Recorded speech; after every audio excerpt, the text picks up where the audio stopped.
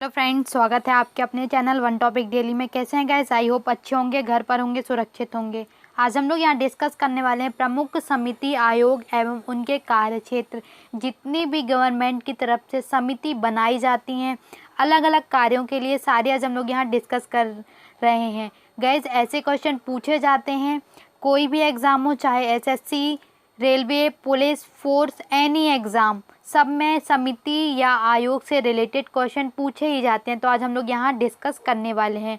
Okay, अगर आपने हमारा प्रीवियस वीडियोस नहीं देखी हैं जो कि इम्पोर्टेंट टॉपिक पर हैं तो देख लीजिए। अगर आप हमारे चैनल पर नए हैं तो हमारे चैनल को सब्सक्राइब कर लीजिए और बेल आइकन दबाना ना भूलिए, ताकि आने वाली हर एक रोज़ की आपको नोटिफिकेशन आपके नोटिफिकेशन बार पर मिल सके। तो चलिए गाइस, चलते हैं आज के हमारे टॉपिक की तरफ, प्रमुख समिति आयोग एवं उनके कार्य क्षेत्र।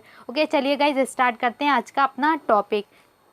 सबसे पहले हम लोग चलेंगे गाइज माधव गॉडविल समिति। ये किस क्षेत्र पर कार्य कर रही है देखते हैं। पश्चिमी घाट के संरक्षण पर रिपोर्ट तैयार करने होती है। जितने भी पश्चिमी घाट हैं उनके संरक्षण, उनको कैसे सही किया जाए, कैसे उनको संरक्षण किया जाए, इस हेतु ये रिपोर्ट तैयार कर रही है अपनी। ठीक है, ध्यान रखिएगा।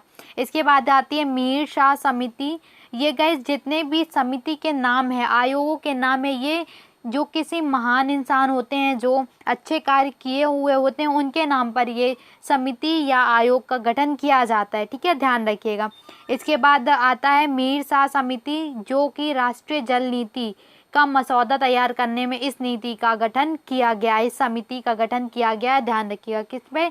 राष्ट्रीय जल नीति, हमारे जो नेशनल वाटर पॉलिसी है या फिर ट्रिटी है, उस पर जो भी कार्य किया जा रहा है इस नीति के तहत ही किया जा रहा है। ओके, ध्यान रखिएगा। नेक्स्ट स्लाइड की तरफ चलते हैं।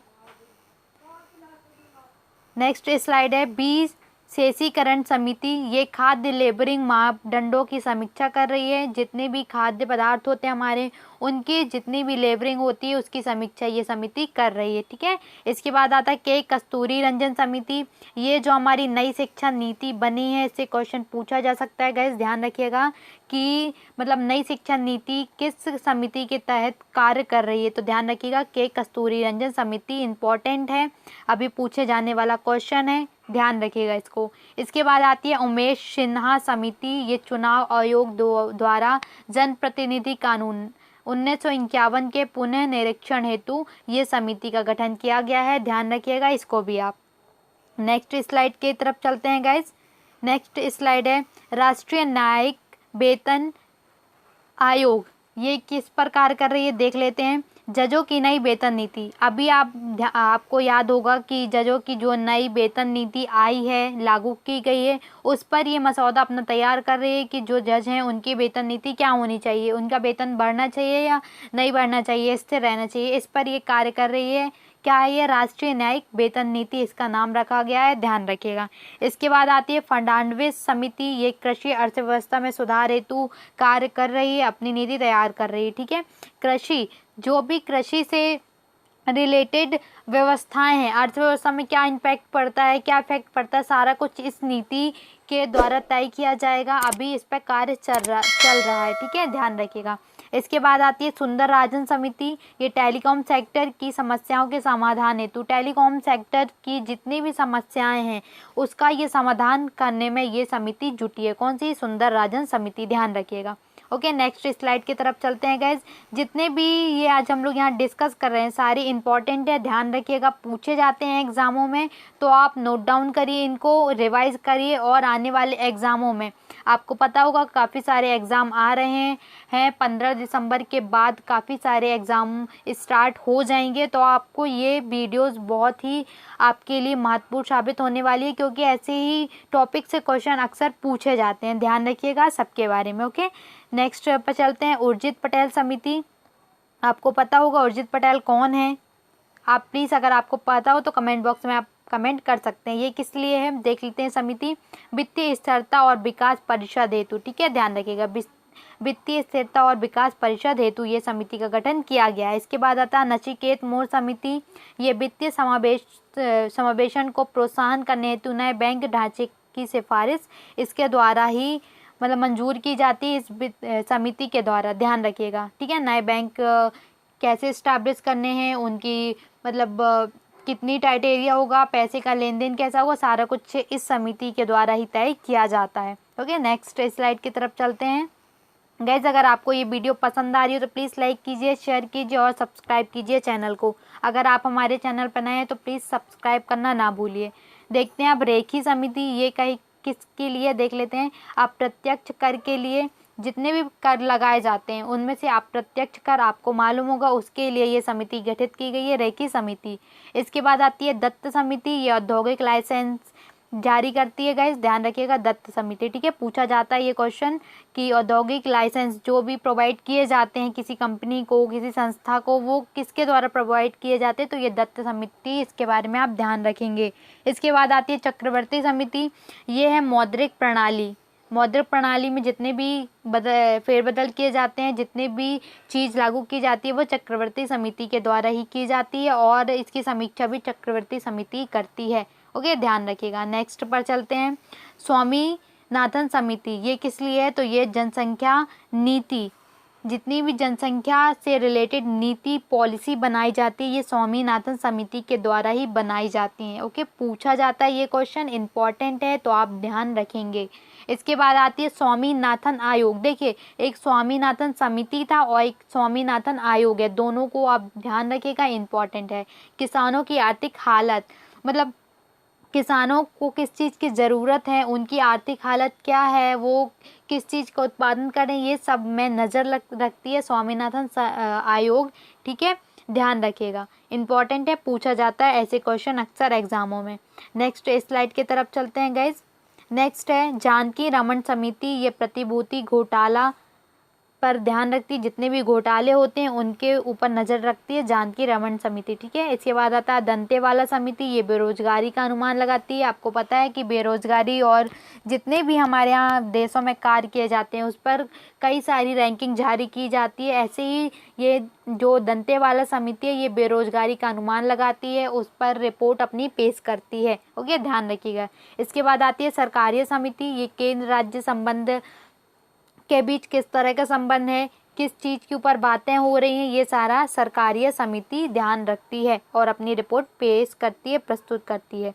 नेक्स्ट स्लाइड की तरफ चलते हैं। इसके बाद आती है गोस्वामी समिति, ये औद्योगिक ऋणता पर अपना क्या बोलेंगे, रिपोर्ट पेश करती है, ठीक है। इसके बाद आता है महानवोदित समिति, राष्ट्रीय आय, आपको पता होगा राष्ट्रीय आय की जो जनगणना है, और महानवोदित समिति, ये महानवोदित एक वैज्ञानिक थे, आपको पता होगा, आपने पढ़ा होगा अर्थशास्त्र हो तो आपको पता होगा, राष्ट्रीय आय के ऊपर अपनी रिपोर्ट पेश करती है एवरी ईयर। इसके बाद आती है भूरेलाल समिति, ये मोटर वाहन करों में वृद्धि होती है जिस प्रकार उसकी रिपोर्ट प्रस्तुत करती है, उस पर अपना जो मसौदा तैयार करती है और पेश करती है, ठीक है। इसके बाद आती है नेक्स्ट भंडारी समिति, ये क्षेत्रीय ग्रामीण बैंकों की पुनः संरचना, मतलब अगर कोई क्षेत्र में ग्रामीण बैंक हैं उनकी संरचना, जैसे मैंने आपको भी पिछले स्लाइड में बताया था कैसे इस्टेब्लिश किया जाए एक बैंक, उसका मसौदा कैसे तैयार किया जाए, ये सारी कुछ भंडारी समिति ध्यान रखती है। ओके, इसके बाद आती है राज समिति, कृषि जोत पर कर कैसे लगाया जाए, कैसे उन पर वृद्धि की जाए, कैसे घटाया जाए, ये सारा अनुमान कौन, राज समिति लगाती है। इसके बाद आती है सच्चर समिति, ये मुसलमानों की सामाजिक, आर्थिक व शैक्षणिक स्थिति का अध्ययन किसके, सच्चर समिति के द्वारा ही किया जाता है। गाइस, ये जो सामाजिक, आर्थिक व शैक्षणिक मुसलमानों का एक अलग से समुदाय है, उनके ऊपर एक कार्य करती है, ध्यान रखिएगा, ठीक है। उनके अध्ययन, उनकी आर्थिक हालत कैसी है, उनकी शैक्षणिक स्थिति क्या है, सामाजिक स्थिति क्या है, सारा कुछ ये सच्चर समिति के द्वारा ही रिपोर्ट तैयार की जाती है और इसके बाद पेश की जाती है, ठीक है, ध्यान रखिएगा इसको। नेक्स्ट स्लाइड की तरफ चलते हैं।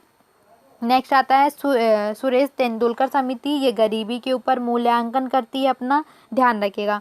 आबिद हुसैन समिति, ये आबिद हुसैन समिति लघु उद्योग, जितने भी हमारे देश में लघु उद्योग चलाए जाते हैं इसके आबिद हुसैन समिति के द्वारा इनकी समीक्षा की जाती है। इसके बाद आता है डॉक्टर प्रीतेश पारेख समिति, ये पेट्रोलियम उद्योग के मूल प्रणाली पर सुझाव पेश करते हैं।